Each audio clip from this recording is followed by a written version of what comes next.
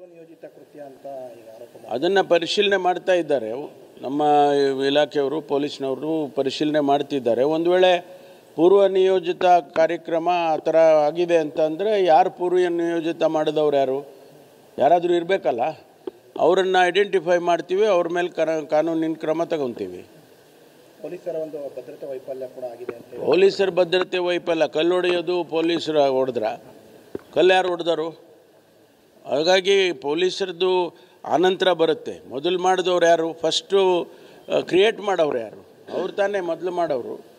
ಅದನ್ನು ಆನಂತರ ಪೊಲೀಸ್ ಬರುತ್ತೆ. ಪೊಲೀಸು ಮೊದಲೇ ಹೋಗಿ ಕಲ್ಲು ಹೊಡೀರಿ ಅಂತ ಹೇಳಿದ್ರ.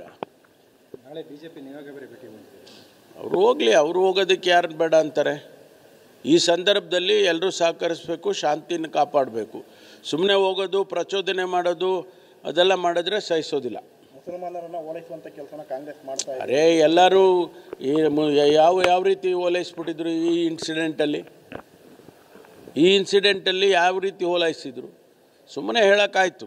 ಪೂರ್ವನಿಯೋಜಿತ ಕೃತ್ಯ ಅಂತ ಈಗ ಆರೋಪ ಅದನ್ನು ಪರಿಶೀಲನೆ ಮಾಡ್ತಾ ಇದ್ದಾರೆ.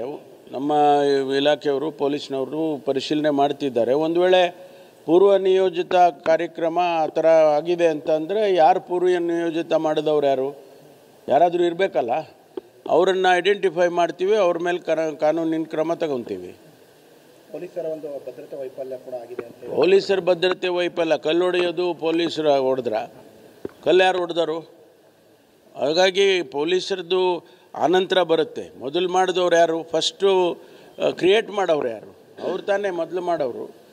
ಅದನ್ನು ಆನಂತರ ಪೊಲೀಸ್ ಬರುತ್ತೆ. ಪೊಲೀಸು ಮೊದಲೇ ಹೋಗಿ ಕಲ್ಲು ಹೊಡೀರಿ ಅಂತ ಹೇಳಿದ್ರ.